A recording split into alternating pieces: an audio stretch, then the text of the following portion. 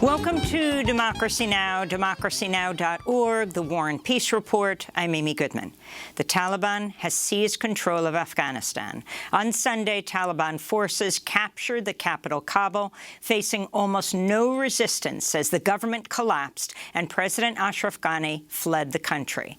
The U.S. and other foreign governments rushed to evacuate personnel, with the Pentagon sending back in 6,000 troops to assist in the effort.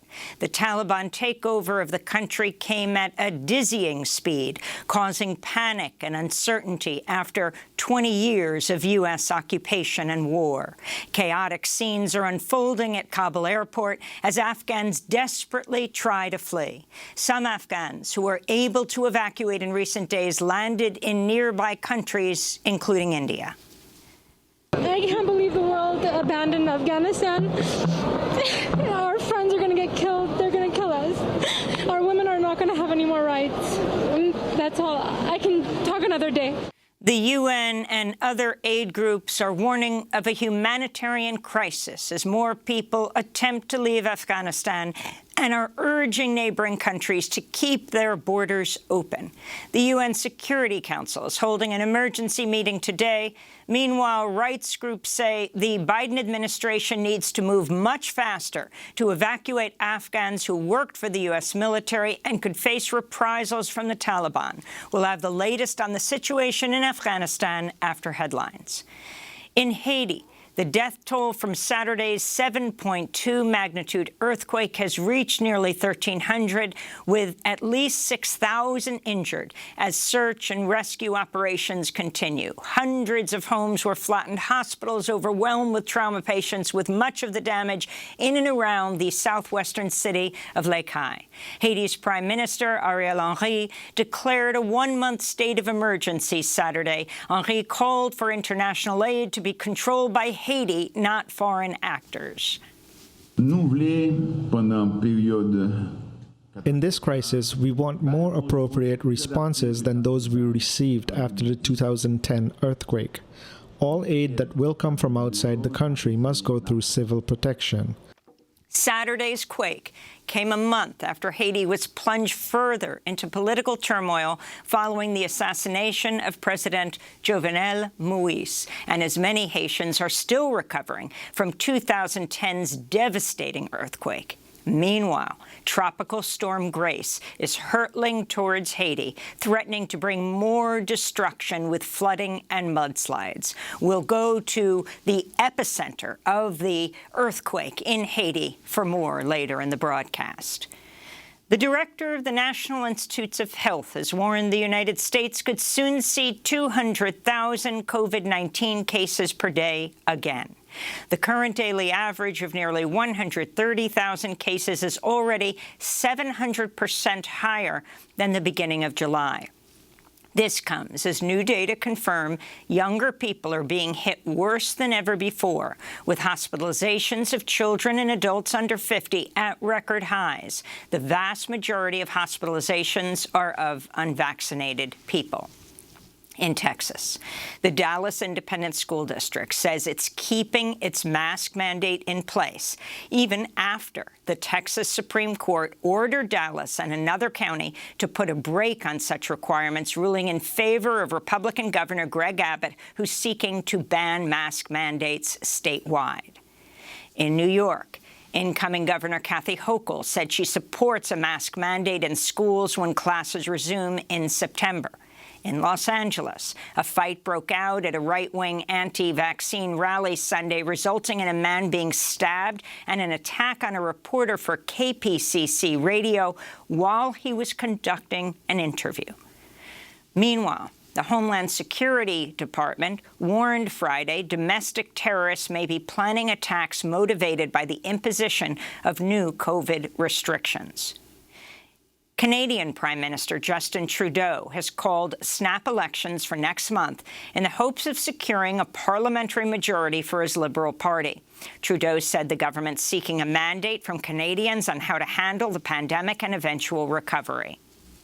This is a moment where we're going to be taking decisions that will last not just for the coming months, but for the coming decades. And Canadians deserve their say. The early election comes as Canada's top public health officer recently declared Canada is now in its fourth Delta-fueled COVID wave.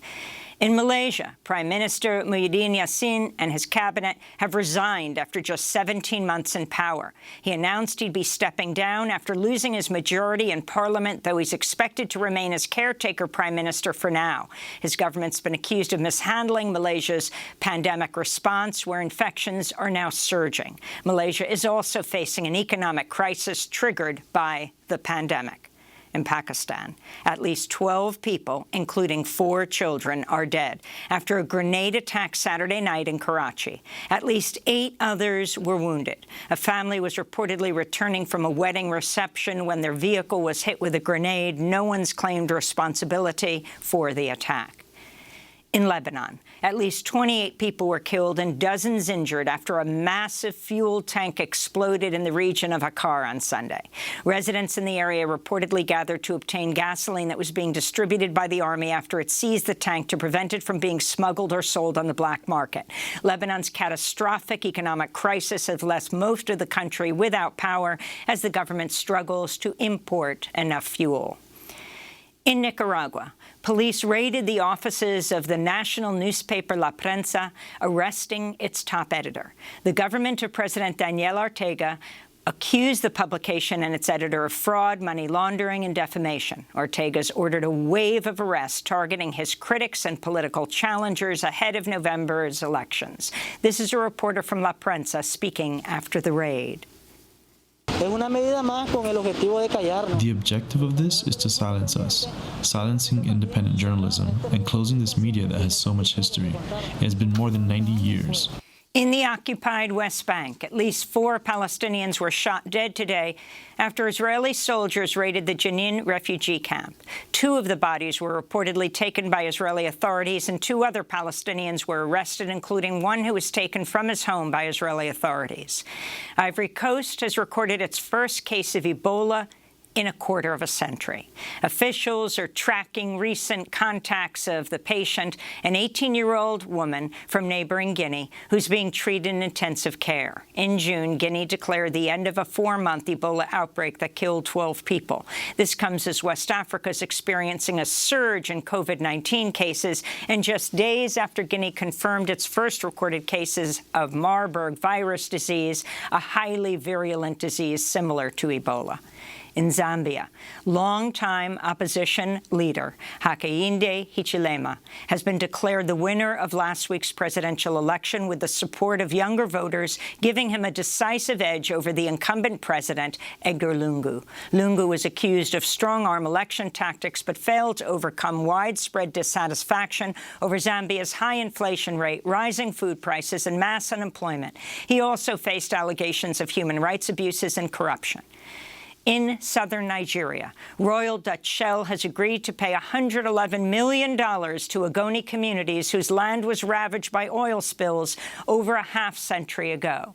Shell's payment caps decades of legal wrangling in a case that was first brought in 1991 over a pipeline that ruptured in 1970. The $111 million penalty is just a small fraction of Shell's annual profits, which totaled $16.5 billion in 2019.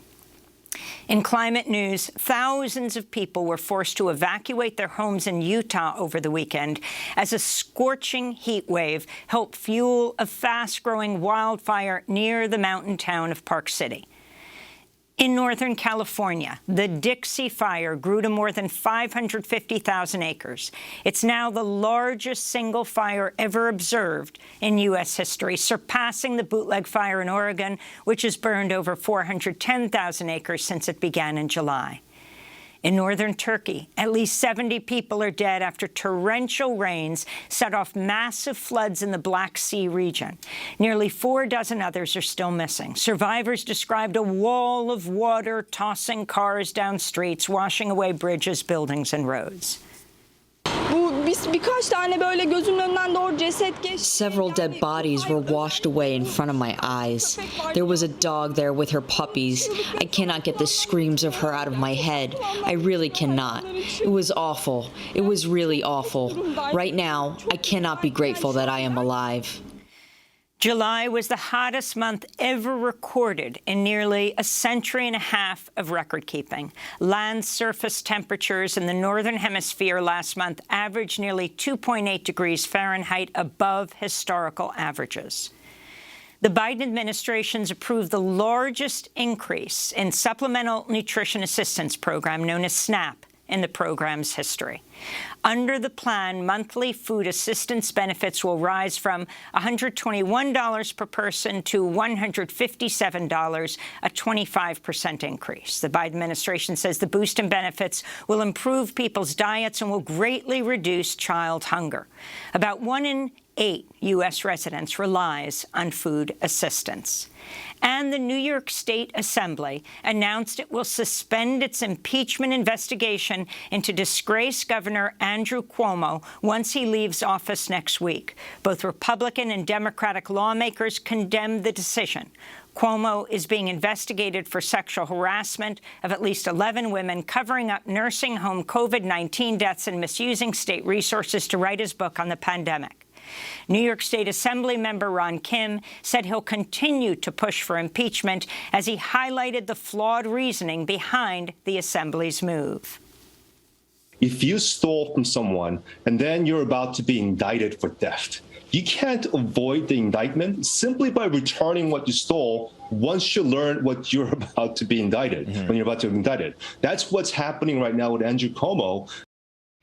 Meanwhile, the New York Times reported that Cuomo confided to a labor lobbyist in 2018 that his reason for supporting Republican control of the New York Senate was because African-American Democratic Senator Andrea Stewart Cousins would, quote, give free breakfast to all black children, unquote. And those are some of the headlines. This is Democracy Now!, democracynow.org, The War and Peace Report. I'm Amy Goodman.